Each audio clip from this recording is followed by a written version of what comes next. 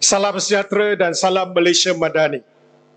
Membina negara bangsa sememangnya seiring dengan agenda dan hala tuju Parti MCA. Berterjemahkan semangat mendiang Tun Tan Cheng Lock, iaitu MCA must work for all and be broad-minded. Its motto is not for Chinese only, but for all Malaysians. Peribahasa ada menyebut, di mana bumi dipijak, di situ langit dijunjung. Sejak penubuhan MCA, parti ini mementingkan masyarakat majmuk di Malaya ketika itu dan kemudiannya Malaysia. Parti MCA adalah antara parti politik terawal yang menjalinkan kerjasama antara kaum dalam bidang pro-politik bersama dengan UMNO, kemudiannya MIC. Hari ini, MCA meneruskan perjuangannya dengan mementingkan hak serta kebajikan rakyat berbilang kaum dan agama, walaupun parti ini dari segi keanggotaan hanya berdasarkan pada satu kaum saja. Tetapi kita merupakan pioneer dalam merealisasikan perkongsian kuasa antar kaum sejak sebelum kemerdekaan lagi. Berat sama dipikul, ringan sama dijinjing.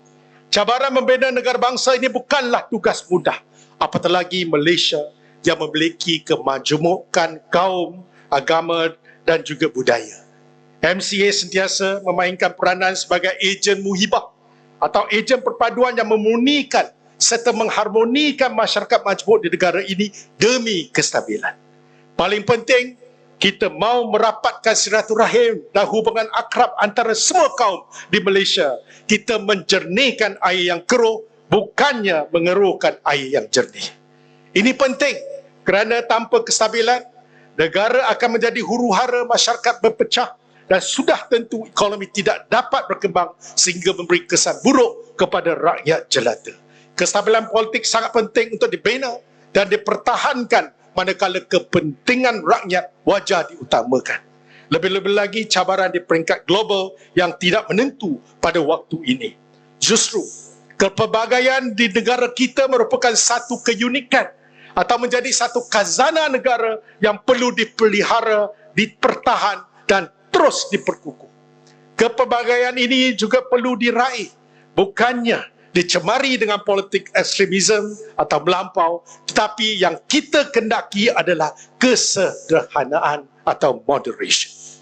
Perpaduan dalam kepelbagaian, unity in diversity, ini perlu kita pertahankan walau apa juga cabaran dan rintangan yang mendatang, kerana inilah kekuatan kita sebagai sebuah negara berdaulat. PRU ke-15 sudah pun berakhir dan pertempuran politik juga sudah pun berlalu. Apa yang penting ialah move on. Bagaimana kita mahu membina negara bangsa pasca PRU 15? Sebagaimana titah Kebawah Duli Yang Maha Mulia Seri Paduka Baginda yang di-Pertuan Agong, yang menang tidak menang semua, yang kalah tidak kalah semua. Bagaikan biduk berlalu, kiambang bertaut, ulurkan tangan satu sama lain bagi merapatkan semula saf antara kita, ahli Dewan Rakyat, demi masa depan negara tercinta. Kini, landscape politik pasca PRU 15 memerlukan parti politik bersifat lebih dinamik dan inklusif. Politik sekarang adalah mengenai variasi idea dan juga fikiran. Perspektif kini bukan seperti era 90-an dan tidak lagi dilihat kepada identiti politik semata-mata. Menjunjung penuh titah Seri Paduka Baginda Yang di-Pertuan Agong, pembentukan kerajaan perpaduan berjaya direalisasikan secara demokrasi mengikut perlembagaan yang membuka ruang konsensus yang baik dalam membina negara bangsa yang dipandang tinggi oleh masyarakat dunia, khususnya meyakinkan pelabur. MC akan terus memainkan peranan penting dalam merapatkan hubungan kaum, menyatupadukan masyarakat dan bersama membangunkan negara. Hentikanlah segala total politicking yang merugikan rakyat. MCA sentiasa mendukung falsafah iaitu kebebasan, demokrasi dan keadilan. Kita perlu menghayati tiga elemen ini yang merupakan nilai-nilai sejagat.